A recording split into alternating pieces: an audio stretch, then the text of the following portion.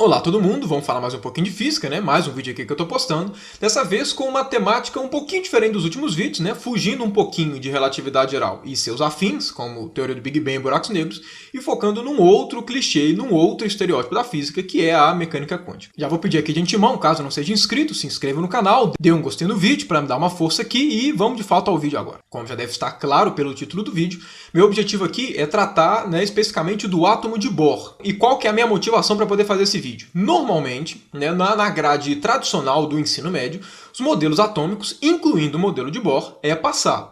O modelo de Bohr normalmente é o último modelo atômico que a gente vê. E isso pode dar uma falsa impressão para quem está aprendendo, se não for totalmente esclarecido no momento certo, de que como o modelo atômico de Bohr é o último modelo atômico, ele vai ser o modelo que descreve corretamente o átomo, no caso o átomo de hidrogênio, como ele se propõe, e no caso essa é uma afirmação incorreta. O átomo de Bohr não descreve corretamente um átomo. Ele não é um modelo consistente, principalmente para o átomo de hidrogênio, quanto mais para os outros átomos, que são bem mais complicados que o átomo de hidrogênio. E aí um ponto que eu quero deixar claro agora para que não haja uma interpretação errada. O fato do modelo atômico de Bohr não estar correto significa que nós não tenhamos que aprender ele no ensino médio?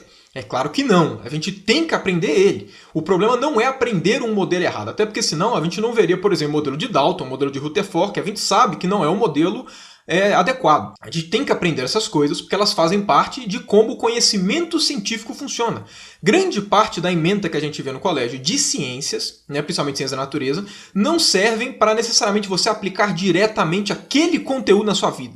Aquilo serve para você entender como é a consolidação, como é o desenvolver do conhecimento e pensamento científico. Essa é a principal formação. Além disso, o modelo de Bohr ele tem uma importância histórica crucial e é por isso que a gente aprende ele. Agora, eu quero fazer um vídeo aqui falando de por que ele está errado, porque, igual eu comentei, não tem problema você aprender um modelo que está errado, porque ele tem uma importância histórica, ele tem uma importância para o conhecimento científico, ele descreve muitas coisas que não eram descritas antes. Não tem problema você aprender um modelo que está de todo errado, mas você tem que entender por que o modelo está errado.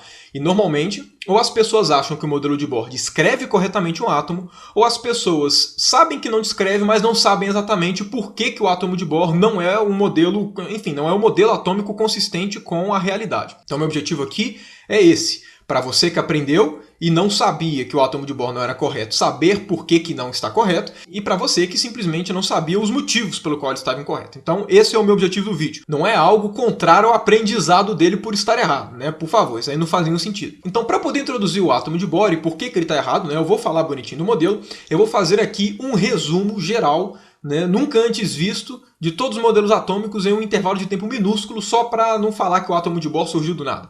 Então eu vou fazer aqui um apanhado extremamente rápido, só para poder ficar assim, a imagem para você lembrar desses assuntos que em algum dia na vida de vocês, vocês chegaram a ver em algum momento. Então vamos lá, super resumo extremamente rápido e simplista dos modelos atômicos. Primeiro modelo atômico foi o modelo de Dalton. O que era o átomo? Era um trem pequeno, indivisível e neutro. Era basicamente isso o modelo de que era um átomo para o Dalton. Depois, modelo de Thomson. Agora a coisa fica mais sofisticada. Descobriram a existência de elétron, então agora o átomo, o que ele vai ser? Ele vai ser um trem positivo com elétrons distribuídos uniformemente nesse trem positivo, que ficou conhecido como o pudim de passas. Próximo modelo, modelo de Rutherford. Agora já se tinha uma noção de que as cargas positivas e negativas não estavam juntas, então o átomo era um trem pequeno, concentrado bem no centro, que a gente chama de núcleo positivo, e os elétrons ao seu redor. O fato dos elétrons estarem ao redor e a força de Coulomb ser muito semelhante à força gravitacional motivou o surgimento de modelos atômicos semelhantes a modelos planetários, que é como um exemplo o modelo de Bohr. Dado esse resumo extremamente rápido e simplista dos modelos atômicos,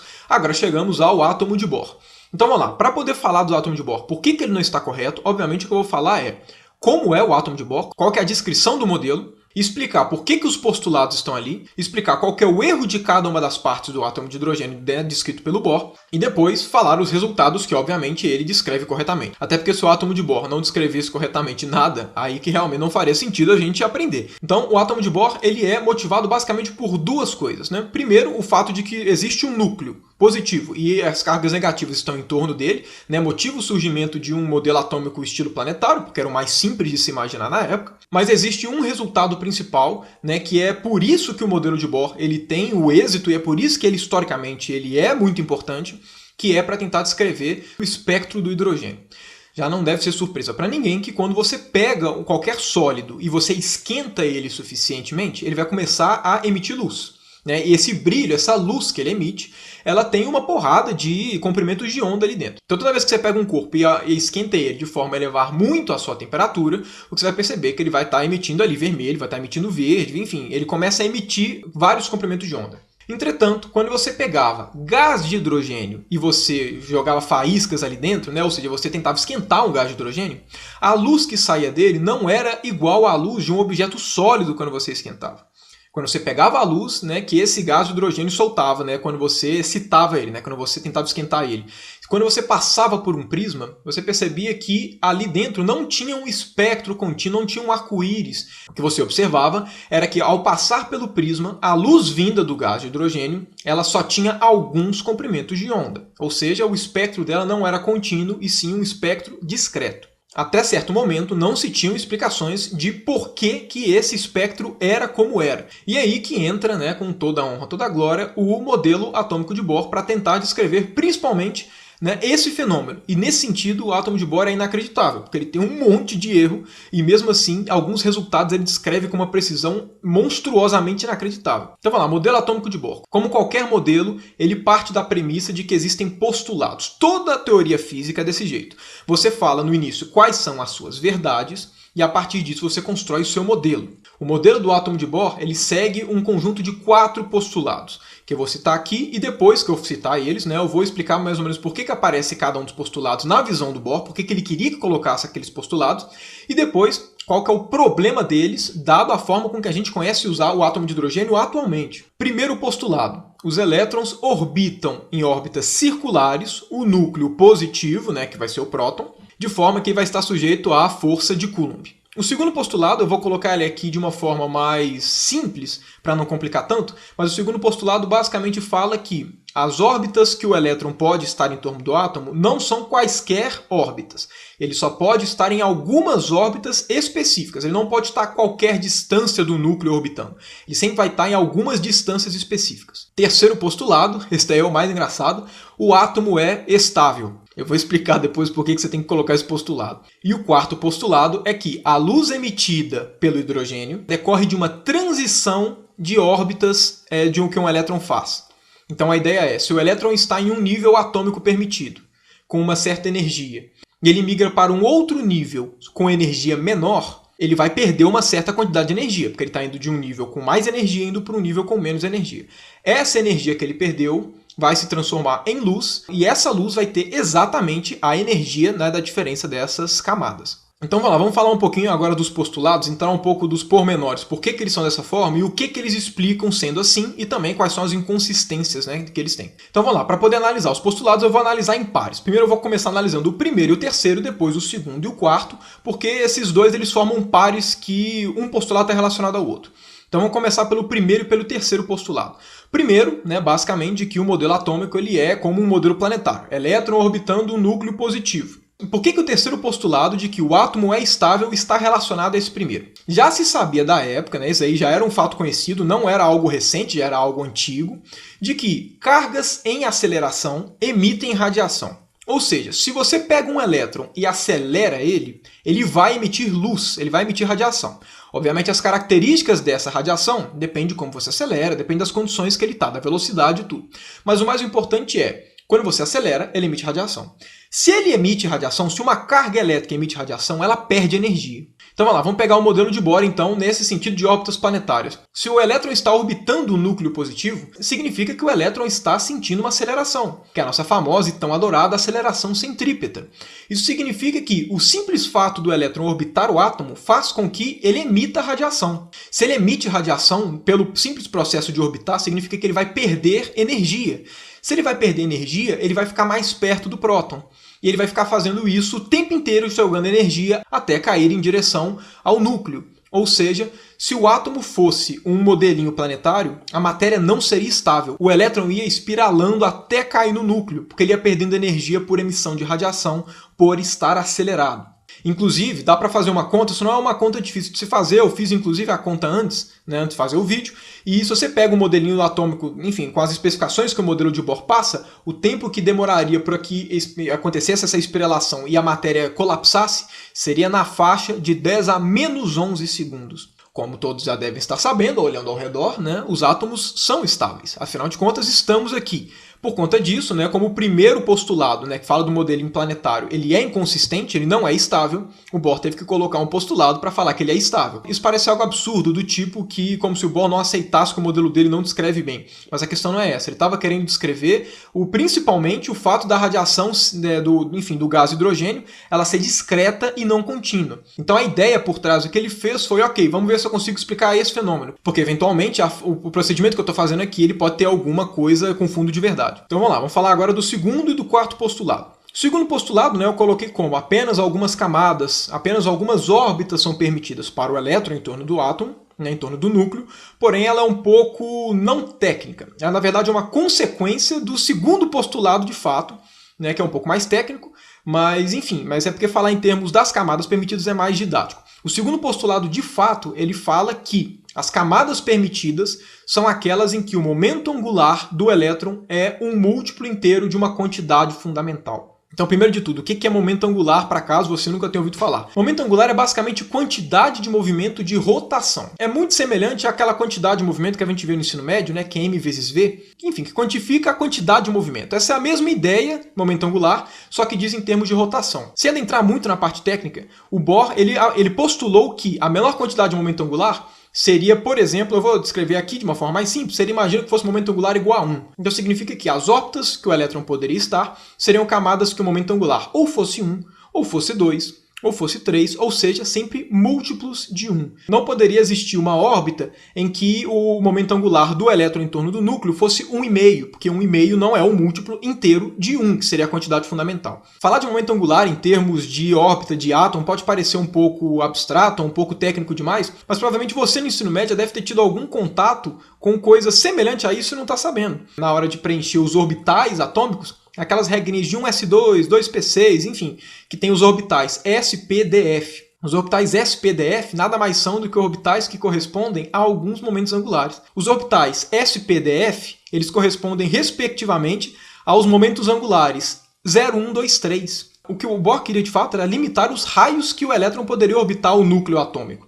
E para isso ele impôs essa condição de que o momento angular ele tinha sempre que ser inteiro. Qual foi o erro do Bohr aí? Por que esse postulado está errado? Se vocês forem lembrar daquela regrinha para fazer a distribuição eletrônica em um átomo, vocês vão lembrar que quando vocês vão escrevendo 1s, 2s, 2p e por aí vai, se vocês repararem, não existe um D ou um P ou um F. O 1 sempre é um S. O 2 tem 2S e tem 2P. O 3 tem 3S, 3P e 3D. E a mesma coisa para o 4 e vai assim em diante. Para não ter que ficar falando de momento angular, que pode ser técnico para muitos de vocês que estão ouvindo, a ideia é, enquanto o átomo real tem uma distribuição 1S, 2S, 2P, 3S, 3P, 3D e por aí vai, se a gente fosse analisar o átomo de hidrogênio do átomo de Bohr, a distribuição eletrônica seria 1P, 2D, 3F e por aí vai. Ou seja, além de cada nível só possuir um orbital, ele tem exatamente o orbital errado. Porque não existe orbital 1P, não existe orbital 2D, não existe orbital 3F, que é da forma com que seria a distribuição se você leva ao pé da letra o átomo de Bohr. O postulado 4 não tem nada de errado, não. O postulado 4 é isso mesmo, né? Isso é o que a gente observa na realidade. Toda vez que você tem um elétron em uma camada mais energética, quando ele pula para uma camada menos energética, ele libera luz que tem energia igual, né, à diferença de energia dos níveis. Isso, beleza, o postulado aí está certo. Então perceba o seguinte, dos 4 postulados, o primeiro e o segundo, eles não são corretos, de fato, né, na descrição de um átomo real, como a gente tem. O terceiro é uma gambiarra, para falar que o átomo é estável, e o quarto está ok. Aí você pode estar se perguntando, se os postulados não estão corretos, os postulados não correspondem à realidade do modelo de um átomo, como a gente sabe que atualmente ele é, por que a gente aprende? Porque de forma inacreditável, mesmo com esses problemas, o átomo de Bohr consegue dar alguns resultados que são impressionantes. Aquela descrição das linhas, ele descreve perfeitamente. Mas assim, não é que ele descreve aproximadamente quais têm que ser as linhas, né, enfim, quais têm que ser as frequências de luz que sai do gás hidrogênio quando está aquecido. Não é que ele faz isso aproximadamente. Ele faz com uma precisão impressionante o modelo de Bohr. Além disso, mesmo em situações que estão erradas, o átomo de Bohr acerta parcialmente. Por exemplo, o átomo de Bohr fala que as órbitas elas estão a uma distância específica. Aí eu vou dar o exemplo do nível fundamental, mas isso vale para outras camadas também. Mas eu vou dar o exemplo do nível fundamental para poder ficar mais rápido aqui e mais didático. A primeira camada, que é o que a gente chama de nível fundamental, o Bohr falou que a distância dela no núcleo, ela vale essa quantidade aqui, eu não sei de qual, mas ela vale essa quantidade que está sendo colocada aí. Quando você vai descrever com a mecânica quântica mais moderna, né, como é que é o átomo em torno do núcleo, você percebe que o átomo ele não está necessariamente a uma distância fixada. Ele pode estar em um monte de posição. Porém, ele pode estar em algumas posições, com maior probabilidade do que outras. Quando você vai fazer um gráfico para poder ver onde é que é mais provável o elétron estar quando ele está no nível fundamental, você vai ter um gráfico desse. Falando novamente, esse gráfico te fala onde é que é mais provável você encontrar o elétron no nível fundamental, né? Sendo que esse gráfico está feito em relação à distância do núcleo. Tá vendo esse ponto mais alto aqui, que a princípio seria a região onde o elétron poderia ser encontrado com maior probabilidade? Quando você quantifica quanto que é essa posição, ela é exatamente o átomo de Bohr. Ela é exatamente o raio de Bohr. Ou seja, o raio da órbita do nível fundamental do átomo de Bohr coincide com o raio que é mais provável você achar na nossa descrição do átomo de hidrogênio. Além disso, uma coisa que a gente não pode deixar de esquecer, e essa é uma importância crucial do átomo de Bohr, é que é o seguinte: eu tenho a capacidade de falar desse vídeo porque eu, como uma pessoa graduada em física e mestrando em física, tenho elementos suficientes para saber que a descrição que ele fez está errada. Porém, o modelo de Bohr foi o primeiro modelo atômico que tentou incorporar resultados da mecânica quântica, né, como aquela discretização do espectro do hidrogênio. Ninguém sabia na época como você descrevia essas coisas quanticamente. Ninguém sabia, nem os físicos sabiam. O átomo de Bohr foi uma primeira tentativa, foi uma transição de você tentar descrever quanticamente um átomo. Nesse sentido, ela tem uma importância histórica absurda, principalmente porque o modelo ele conseguiu descrever o que ele se propunha no início, tanto que o Bohr é extremamente reconhecido pelo modelo atômico dele. Então sim, é extremamente importante a gente aprender o modelo de Bohr. Ele faz parte da formação científica e ele é importante principalmente para que a gente sempre tenha a noção de que a ciência não aparece do nada. A ciência ela é feita de bloquinhos em bloquinhos e existe uma sequência natural em que o conhecimento científico é produzido. Cada etapa é fundamental. Afinal de contas, você não vai ensinar para um menino que está começando a ver ciências, mecânica quântica e relatividade geral só porque elas descrevem a natureza como a gente conhece. Não. Você vai primeiro colocar os primeiros tijolinhos, construindo o pensamento científico, construindo a física toda, para depois de um certo tempo você aprimorar até chegar nos conhecimentos mais recentes. É assim que a ciência funciona. Bom, era basicamente isso que eu queria dizer. Se você gostou do vídeo, por favor, dê um gostei, se inscreva no canal, compartilhe com os seus amiguinhos e encontro vocês no próximo vídeo. Então, um abraço para vocês.